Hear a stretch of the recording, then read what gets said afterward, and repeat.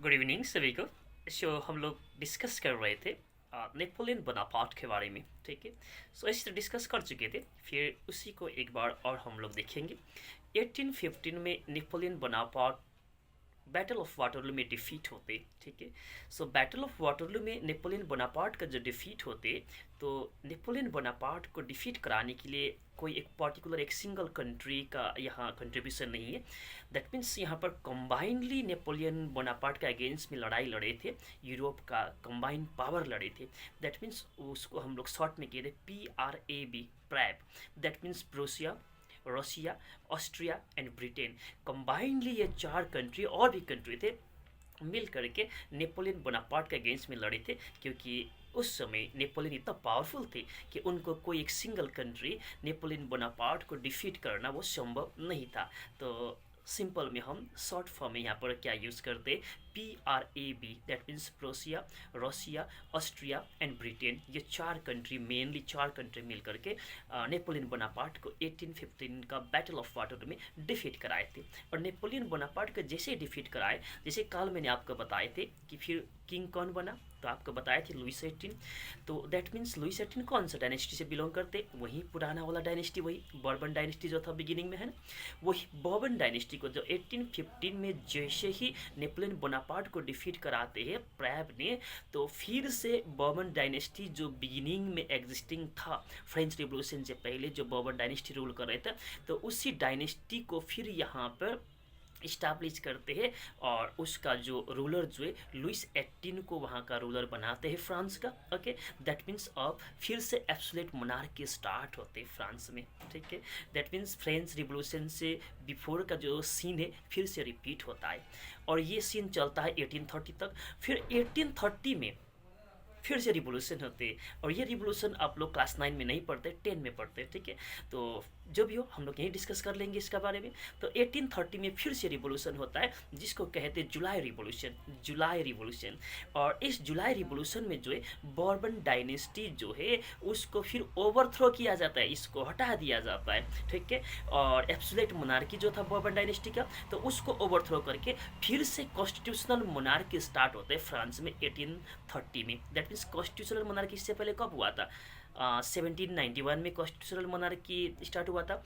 फिर से second time में कॉन्स्टिट्यूशनल मोनार्की जो है 1830 में जुलाई रिवोल्यूशन के बाद जो है कॉन्स्टिट्यूशनल मोनार्की फिर से लागू होता है। और कॉन्स्टिट्यूशनल मोनार्की जैसे लागू होता है तो वहाँ का जो रूलर बनाया जाता है लुइस फिलिप को। ठीक है, लुइस फिलिप को।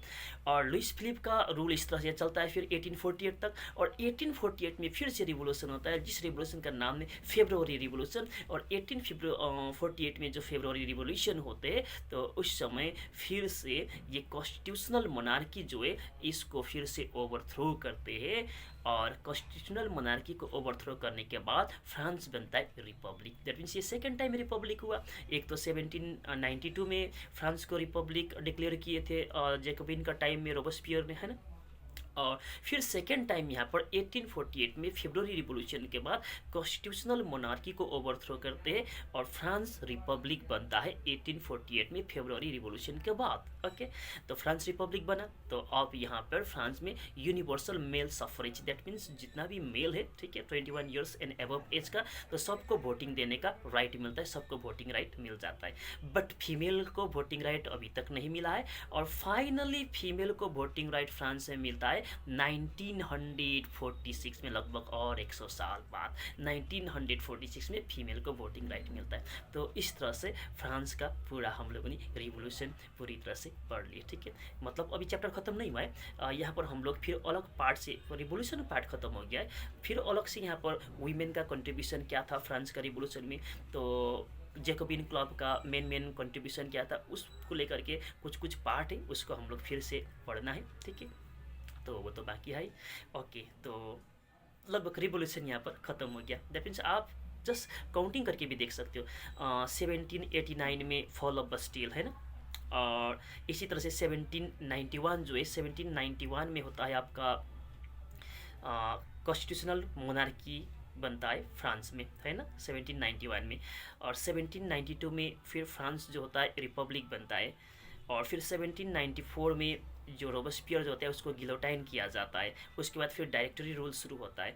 फिर 1799 में डायरेक्टरी रूल से फिर नेपोलियन बोनापार्ट राइज में आते हैं तो मिलिट्री डिक्टेटर स्टार्ट होता है। और 1804 में फिर कम्प्लीटली जो नेपोलियन बोनापार्ट अपने आप को डिक्लेयर करते हैं, फ्रांस का मोनार्क एम्परर डिक्लेयर करते हैं और फिर उनका रूल चलते हैं, डिक्टेटरी रूल चलते हैं 1815 तक। फिर 1815 से 1830 तक फिर से एब्सोल्यूट मोनार्की चलता है बर्बर डायनेस्टी के अंडर में। और फिर 1830 में फिर उस एब्सोल्यूट मोनार्की को ओवरथ्रो करते फिर से बनता है कॉन्स्टिट्यूशनल मोनार्की फ्रांस में।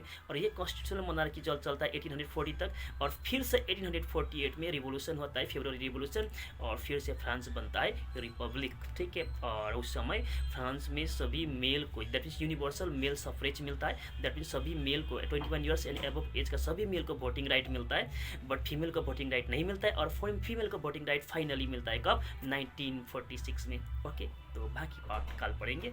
ओके, आज के लिए इतना ही। Thank you, bye bye.